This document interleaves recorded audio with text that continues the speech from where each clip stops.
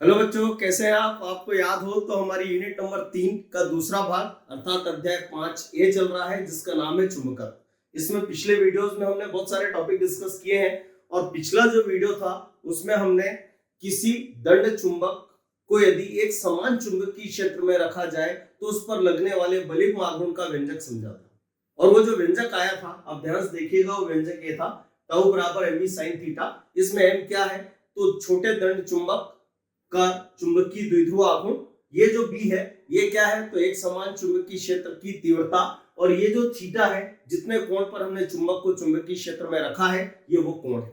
ठीक है बच्चों, अब ध्यान से देखिएगा ये बलिक आघूर्ण करता क्या है। तो आप देखिए चित्र बना हुआ है। जब हम किसी चुंबक को एक समान चुंबकीय क्षेत्र में रखते हैं तो उसके दोनों ध्रुवों पर दो बल लगते हैं, जो आप देखिए परिमाण में कैसे हैं? समान, किंतु दिशा में परस्पर विपरीत है। ये बलों का एक जोड़ा बनाते हैं। जोड़े को युग्म कहते हैं। जोड़ा बलों का है तो इस पर बलयुग्म लगेगा और उस बलयुग्म के कारण जो इसमें आघूर्ण उत्पन्न होगा उसके लिए हम व्यंजक स्थापित कर चुके हैं। अब आप देखिएगा ये बलयुग्म आघूर्ण करता क्या है। तो आप देखेंगे एक बल इधर लग रहा है, एक बल ऊपर लग रहा है। तो इसका सीधा सा अर्थ यह है बच्चों कि जब दोनों बल लगेंगे तो ये जो चुंबक है ये घड़ी के सुई की विपरीत दिशा में घूमेगा। मतलब ये इधर घूमेगा और घूमकर चुंबकीय क्षेत्र की दिशा में आएगा। अर्थात इस पर जो लगने वाला ये बलयुग्म आघूर्ण है बच्चों, ये इस चुंबक को चुंबकीय क्षेत्र की दिशा में लाने का प्रयास करता है। पर यदि हम इस चुंबक को इधर घुमाना चाहें, मतलब घड़ी के सुई की दिशा में घुमाना चाहें, अरे तो बल आघूर्ण इसको किधर घुमा रहा है? तो घड़ी के सुई की विपरीत दिशा में। और हम इसको घड़ी के सुई की दिशा में घुमाना चाहते हैं। अरे ये तो हम बल आघूर्ण का खुला विरोध कर रहे हैं। और यदि विरोध कर रहे हैं तो विरोध करने के लिए हमें ऊर्जा खर्च करनी होगी और ऊर्जा खर्च करने के लिए कार्य करना होगा। जिसका सीधा सा अर्थ क्या निकला बच्चों कि जब भी हम किसी छोटे दंड चुंबक को एक समान चुंबकीय क्षेत्र में बल आघूर्ण के विरुद्ध घुमाते हैं तो घुमाने के लिए हमें कार्य करना होता है। तो बच्चों अगला टॉपिक है इसमें कि उस कार्य के लिए हमें व्यंजक स्थापित करना है। तो क्वेश्चन ये पूछा जाएगा कि एक समान चुंबकीय क्षेत्र में किसी छोटे दंड चुंबक को घुमाने में किए गए कार्य के लिए व्यंजक स्थापित कीजिए। अब हम देखेंगे वो व्यंजक है क्या जो हमें स्थापित करना है। तो व्यंजक है बच्चों, कार्य को हम सभी जानते हैं W से दर्शाते हैं। ठीक है, W बराबर हमें लाके बताना है capital M capital B bracket में 1 माइनस कॉस थीटा। इसे कहते हैं एक समान चुंबकीय क्षेत्र में किसी छोटे दंड चुंबक को घुमाने में किया गया कार्य। पर प्रश्न उठता है बच्चों कि कितना घुमाने में किया गया कार्य। तो आप ध्यान से देखिएगा, यहाँ पे लिखा हुआ है एक। बच्चों हम जानते हैं कि एक cos 0 का मान होता है और यहाँ लिखा है cos थीटा। तो आप ध्यान से देखेंगे यहाँ कोण 0 है और यहाँ कोण थीटा है। तो हम कहेंगे 0 से थीटा तक घुमाने में किया गया कार्य। लेकिन बच्चों हम सभी जानते हैं कि भौतिकी में कार्य का मान कभी भी इकट्ठा ज्ञात नहीं किया जाता है। तो प्रक्रिया क्या होगी हम समझते हैं। हम एक चुंबक लेंगे बच्चों, उस चुंबक का चुंबकीय आघूर्ण कैपिटल M होगा। उसे d तीव्रता के एक समान चुंबकीय क्षेत्र में थीटा कोण पर रखेंगे। जैसे ही रखेंगे तो हमने पिछले व्यंजक में पढ़ा है उस पर बल आघूर्ण लगेगा। अब जब बल आघूर्ण लगेगा तो हम इस बल आघूर्ण के विरुद्ध इस चुंबक को पहले थोड़ा सा घुमाएंगे। मान लो हमने इसको d थीटा घुमाया तो पहले इसमें किया गया कार्य ज्ञात करेंगे। बच्चों आप सभी जानते हैं कि जब थोड़ा सा घुमाएंगे अरे तो कार्य भी तो थोड़ा सा करना पड़ेगा। तो उस थोड़े से कार्य को हम W नहीं क्या लिखेंगे? dW।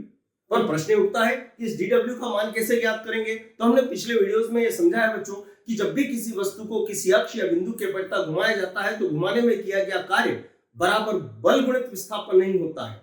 बल की जगह बल आघूर्ण और विस्थापन की जगह कोणीय विस्थापन। तो हम क्या बोलेंगे कि उस चुंबक को घुमाने में किया गया कार्य dW बराबर क्या होगा? बल आघूर्ण और गुणित क्या होगा? कोणीय विस्थापन। बच्चों कोणीय विस्थापन का मतलब जितने कोण हम उसको घुमा रहे हैं। तो पहले हम इस dW का मान ज्ञात करेंगे इस सूत्र की सहायता से।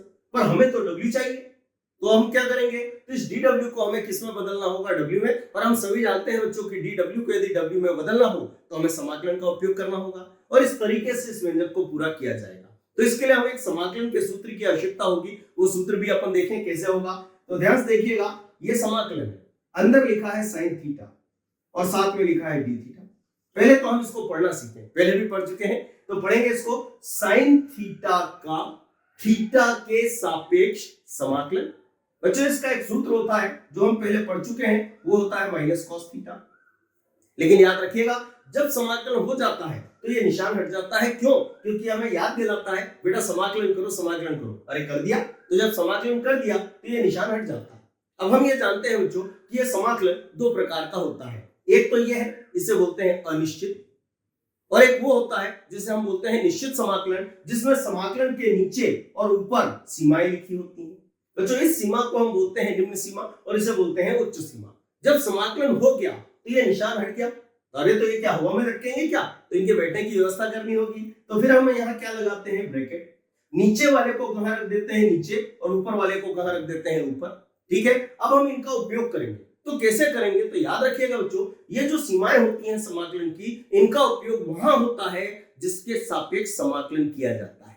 ठीक है, तो यहाँ आप देखेंगे समाकलन चूंकि थीटा के सापेक्ष था, तो यहाँ ये जो थीटा दिखाई दे रहा है, आपको दिखाई दे रहा है, इस थीटा की जगह पहले हम ऊपर वाले को रखते हैं, फिर चिन्ह माइनस का लगाते हैं। लेकिन चूंकि ये पहले ही माइनस का है तो माइनस माइनस प्लस हो जाएंगे और फिर थीटा के स्थान पर हम ए का उपयोग करते हैं और इस तरीके से समाकलन की प्रक्रिया पूरी होती है। तो हम देखने जा रहे हैं एक समान चुंबकीय क्षेत्र में किसी छोटे दंड चुंबक को घुमाने में किए गए कार्य का व्यंजन। बच्चों ध्यान से देखिएगा, प्रक्रिया क्या रहेगी, ध्यान समझना।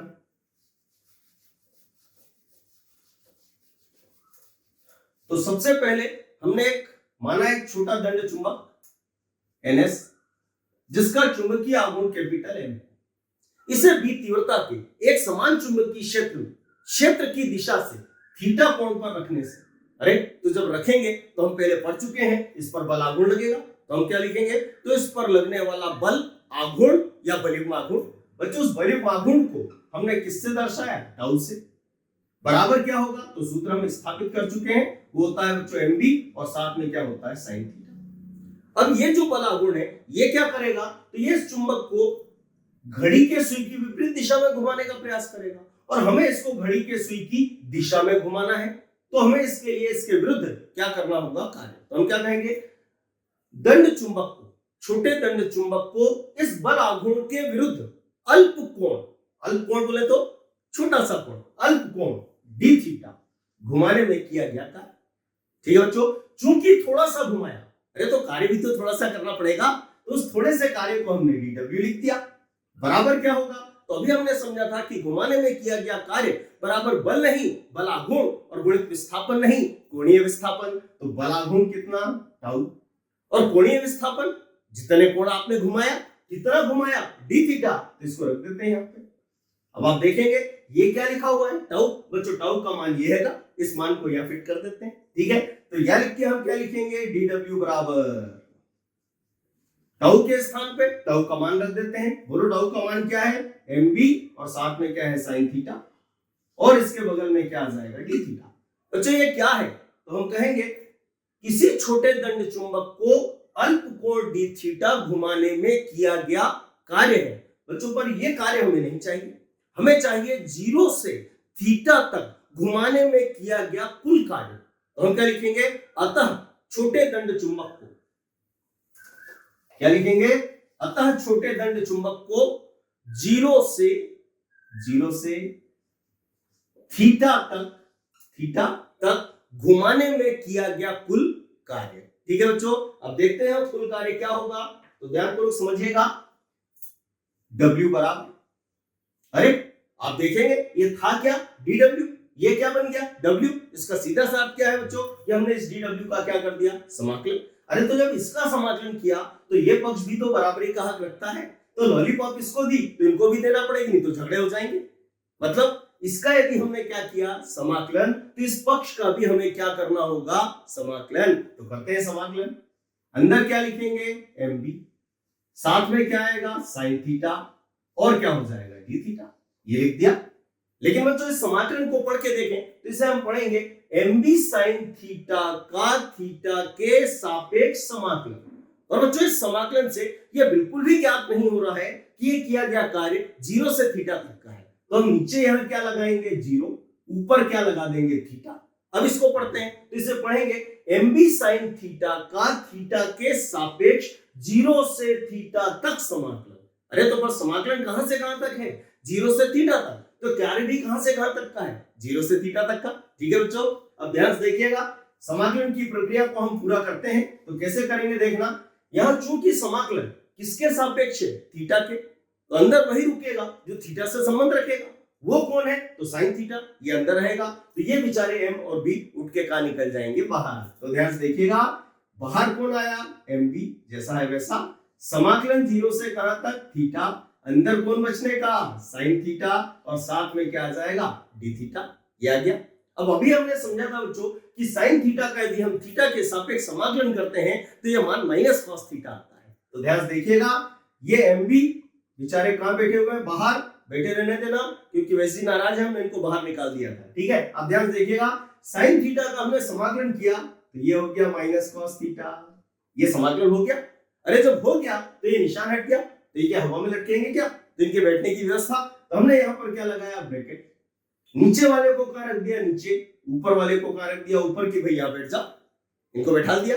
अब हमें लिमिट मतलब सीमाओं का क्या करना है, उपयोग, और उपयोग हम कैसे करते हैं, तो अभी हमने समझा था कि जिसके सापेक्ष समाकलन होता है उसके स्थान पर इनका उपयोग किया जाता है।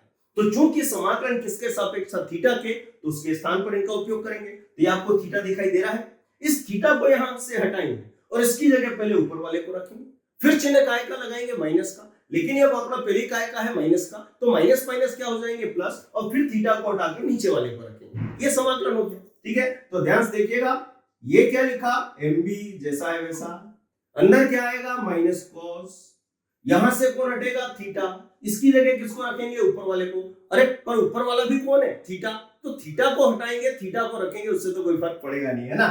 तो ये रख दिया थीटा, फिर चिन्ह काय का लगाया, माइनस का। अरे पर ये बेचारा पहले से माइनस का है, तो माइनस माइनस क्या हो जाएंगे, प्लस, फिर क्या आएगा, कॉस, थीटा को हटाएंगे, नीचे वाले को रख देंगे, ये रख दिया। ठीक है, अब बच्चों ध्यान से देखिएगा, ये क्या लिखा हुआ है, एमबी जैसा है वैसा, ये है माइनस कॉस थीटा जैसा है वैसा, चिन्ह काय का प्लस, पढ़ो ये क्या लिखा है, cos 0। बच्चों cos 0 का मान होता है 1, तो इसको यहां रख देते हैं।